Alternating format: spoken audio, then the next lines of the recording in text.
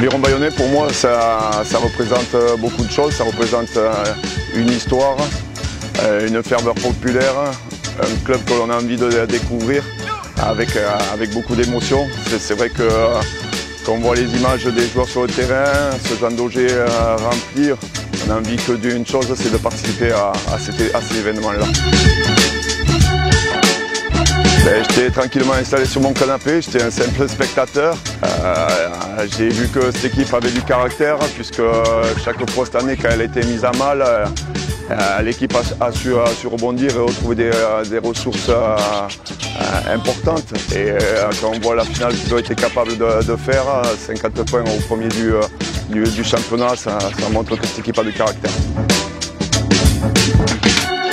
Bien sûr, le rugby, c'est ce qui se passe sur le terrain, mais avant tout, c'est une histoire d'hommes. Donc il y a eu beaucoup de changements dans l'effectif, que ce soit dans le staff ou dans les joueurs.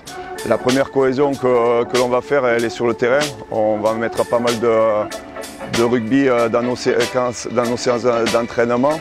Et c'est pour gagner au plus vite en cohésion. Et franchement, ça c'est des bons problèmes. Quand avoir à l'Aviron des internationaux, c'est que c'est bon signe. Tout le travail d'un club est récompensé et ça valorise tout le travail d'un club. Ça c'est les petits problèmes pour moi. Les joueurs aujourd'hui ont les moyens de partager des vidéos, de voir les entraînements même en n'étant pas présent. Donc pour moi c'est plus des bons problèmes. Et le top 14 c'est un marathon, hein. Voilà, on est parti pour une série de 10 matchs. Maintenant les équipes qui vont se présenter à nous, il faut toutes les jouer. Donc à nous à faire en sorte de maîtriser au mieux notre jeu pour aborder au mieux ces échéances. On va plus se concentrer sur nous que sur l'adversaire, parce qu'avec tous ces changements, on a beaucoup de travail en amont. Toulon reste sur une dynamique très positive. Le Racing sort d'une saison où ils vont être revanchards. Maintenant, chaque week-end aura ce moment de vérité et la beauté de notre sport fait que les petits peuvent gagner encore contre les gros. Voilà. Maintenant, il est difficile d'établir qui va se qualifier dans le top 6, qui va jouer la relégation. C'est un championnat chaque année qui a son lot de surprises. Non, deux, tout simplement parce qu'on veut garder de la fraîcheur le week-end avant la reprise du championnat. Là, il y a 10 matchs d'affilée, donc 3, ça aurait été peut-être un peu trop lourd pour notre effectif. J'adore ces ambiances où les supporters sont proches du terrain. Voilà. Il faut remercier tous les travaux qui ont été mis en place ces dernières années.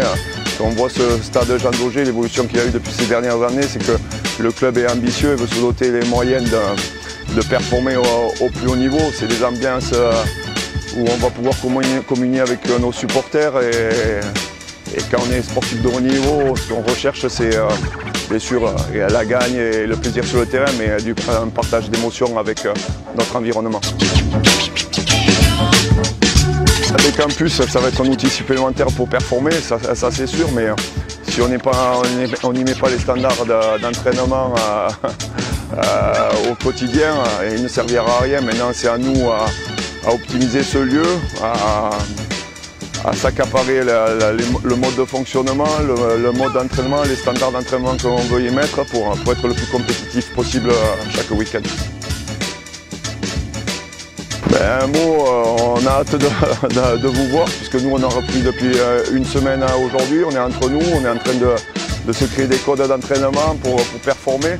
Mais on a hâte de voir du monde au stade pour montrer tout le travail que l'on a fait et partager surtout des émotions ensemble.